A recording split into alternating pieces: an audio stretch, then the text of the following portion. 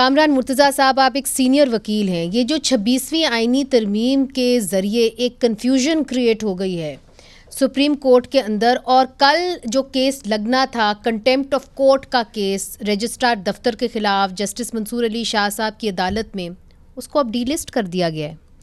तो जाहिर है मामला तो मज़ीद गंभीर होते जा रहे हैं। हम क्या देख रहे हैं कि दो धड़े बन गए सुप्रीम कोर्ट के अंदर, एक led by justice Mansoor Ali Shah और दूसरा लेड बाय चीफ जस्टिस। वही चीज़ जिसको आप अवॉइड करना चाह रहे थे विद द 26 कॉन्स्टिट्यूशनल अमेंडमेंट, वही हुई। मैं चंद दिन पहले तक बड़ा खुश था कि वो धड़ेबंदी ख़त्म हो गई है, और क्योंकि मेरा अदारा है ना, मेरा इंस्टीट्यूशन है, मेरा इसके साथ ताल्लुक़ है, सारी ज़िंदगी का ताल्लुक़ है, पता नहीं मरने तक शायद रहे। तो मैं इस पर बड़ी खुशी फील करता था कि चले ये धड़ेबंदी उस तरह से नहीं रही, वो बिटरनेस नहीं रही, मगर वो फिर जो है वो नज़र आना शुरू हो गई है। तो ये हमारी बदकिस्मती है। दोनों साइडें जो है इसको देखें इसको, क्योंकि कौम जो है वो आपकी तरफ देख रही होती है।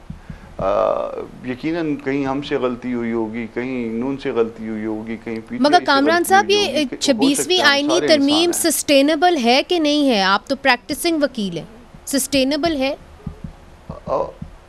देखिए, मैंने उसको वोट किया है, मैंने जिस चीज़ को वोट किया, अब मैं उसको वो नहीं कह सकता, मगर उसमें बाज़ चीज़ें जिसको अपना मंसूर अली शाह साहब ने अब वो आके पकड़ा है, उसमें कुछ बात बनती है प्रामअफशाई।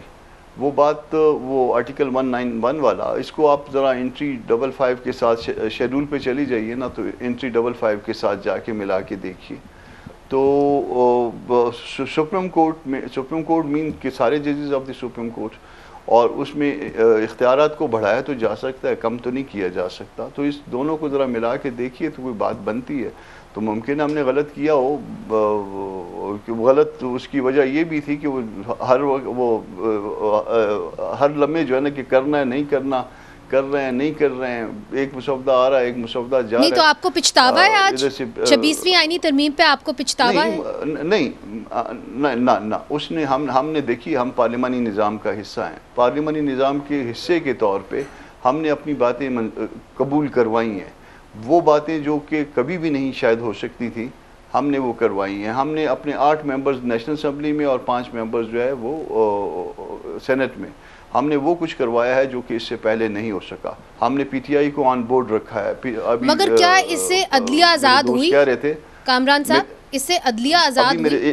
एक मिनट, अदलिया शायद कभी भी आज़ाद नहीं हुई 75-76 सालों में, 77 सालों में।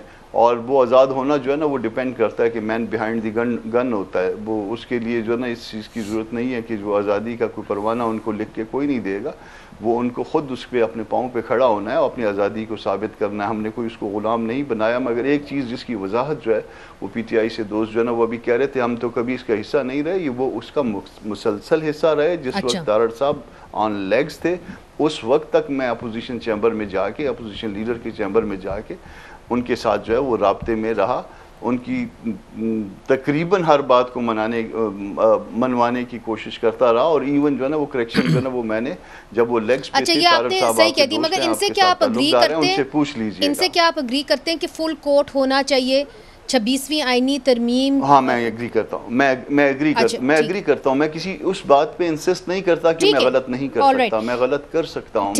मैं इंसान हूँ, मुमकिन अगर मैंने गलत किया तो उसको कोर्ट को एग्जामिन करना चाहिए।